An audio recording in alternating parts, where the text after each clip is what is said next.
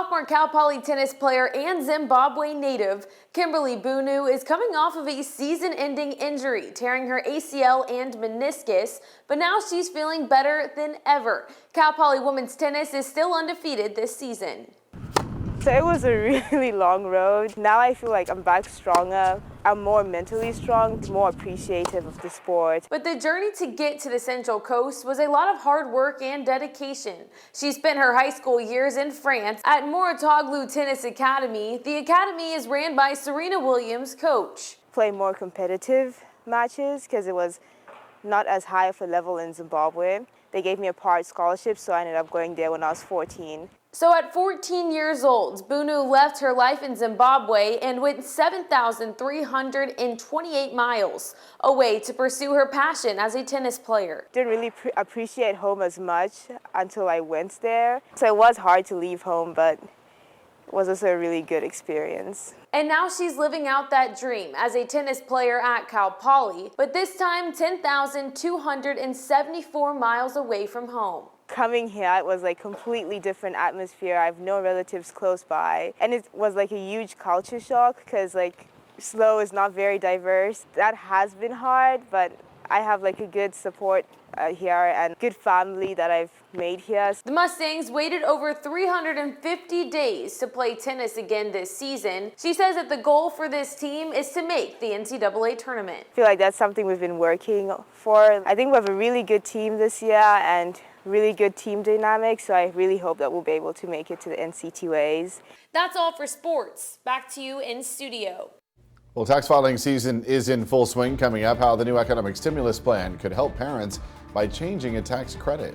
Well, as California Attorney General Javier Becerra faces tough questions on the first day of his Senate confirmation hearings today. So save it. You might need it. An update tonight. Former top law enforcement officials were grilled today on their response to the deadly January 6th attack on Capitol Hill. Alice Barr has more on the first in a series of Senate hearings.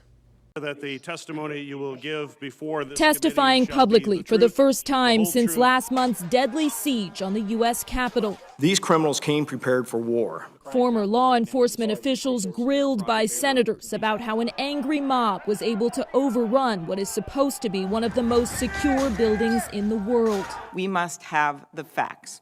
Former U.S. Capitol Police Chief Stephen Sund, who resigned after the attack, blaming bad intelligence for how unprepared his department was for the level of violence that killed one officer. We properly planned for a mass demonstration with possible violence. What we got was a military-style coordinated assault on my officers and a violent takeover of the Capitol building. Former Chief Sund and the House and Senate sergeants at arms, who also resigned, all testified they did not see an FBI alert sent the day before the attack, warning that extremists were calling for war at the Capitol. Sund revealing today his intelligence division received the FBI bulletin but didn't pass it up the chain of command. Once the violence began, D.C. Metropolitan Police responded, and the acting chief testified he was stunned by how long it took to mobilize the National Guard. Chief Sund was pleading for the deployment of the National Guard, and in response to that, there was not an immediate yes. The National Guard is responding. The sergeants at arms disputed the former chief's timeline for when he first requested the troops, senators asking for phone records to clear it up. Blame and pain at just the beginning of a high-stakes search for answers. In Washington, Alice Barr, NBC News. Senators are also calling for better training and equipment for Capitol Police, as the former chief revealed many officers had not been equipped with riot gear or trained in how to respond to a mass intrusion. In his first 100 days in office, President Joe Biden met with Canadian Prime Minister Justin Trudeau. Top cabinet officials from both countries participated in the virtual meeting today, including Canadian Deputy Prime Minister Chrystia Freeland and Vice President Kamala Harris. The discussion centered on the partnership roadmap for the future of the Canada-U.S. relationship. The new stimulus bill could make raising a child less expensive. Joe St. George breaks down what is being considered and how it could help combat child poverty. Being a parent is expensive. A recent study by the Department of Agriculture found the cost of raising a child through age 17 is now $233,610 on average. But parents more help could be on the way. While the possibility for more stimulus checks receives the most headlines, the new stimulus bill for the moment includes an expansion of the child tax credit. And if you're a parent out there, that has the potential to make a big difference. Under the proposal in Congress, parents of children who are 5 and under would qualify for a tax credit worth $3,600 per child. Parents of children who are 17 and under would qualify for a $3,000 per child credit. That's on average a $1,000 increase per child from current laws. And while the increased credit phases out for couples making more than $150,000 a year, that number could change before the final bill is signed into law. The persistence of child poverty in America is really a national disgrace. Tazra Mitchell is a policy advisor with the D.C. Fiscal Institute and says the biggest change is lawmakers are considering making some of the money available in monthly installments, like a monthly stimulus check, if you will. Mitchell says the point of that is to address child poverty in our country. With each month, you would get a check that would help you make ends meet, put food on the table, and provide for your child. Recent studies by the federal government show at least 14% of U.S. children live in poverty. That's over 10 million kids.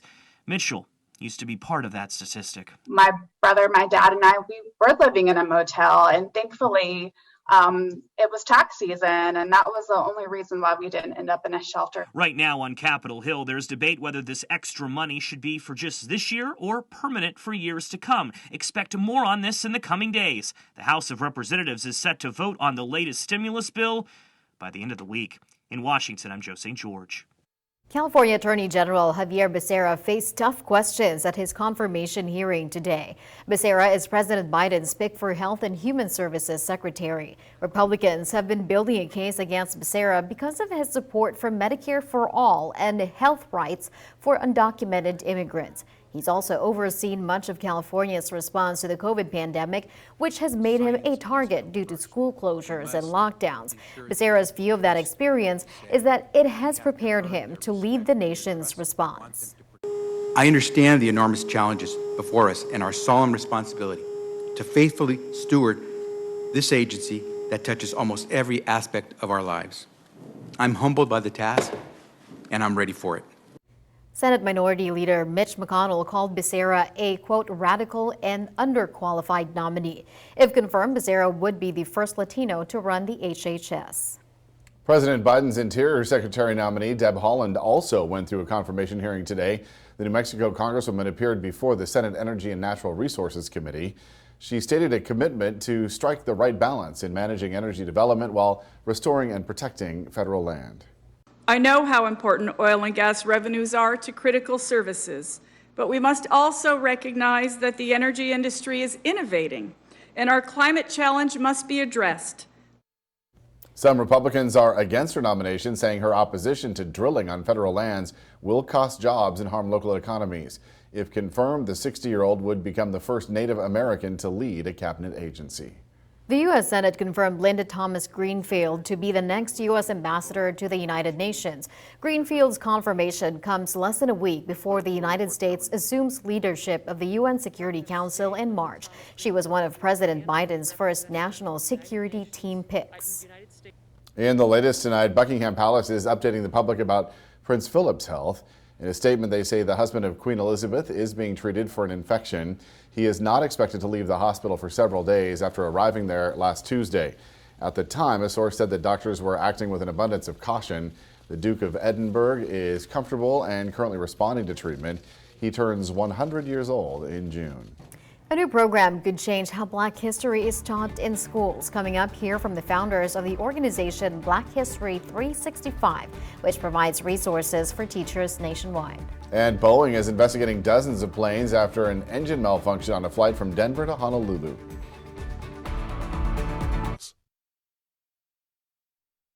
Starting in August, some schools across the country will have the option to teach Black history differently to give a more inclusive context. Dan Grossman spoke with students who were key to its development. We are going to change the world. When Janelle Nenga speaks, her self-actualization flourishes. BH365 has given us the baton to run in this generational marathon towards humanity and racial equity. A confidence, a realization, knowing despite her age, she and her peers can affect change. I don't think that we're different students, I just think that we're more empowered than we were, and we have more power in our voices. We first met these students back in September, Now, when we talk about slavery, we're not talking about one trauma or one specific event. when they were using those voices in a weekly podcast that gave context to issues that affect them daily. A lot of people had told me that I was never going to be successful, I was going to drop out by the time I was 16, and that maybe I wouldn't even make it to 16.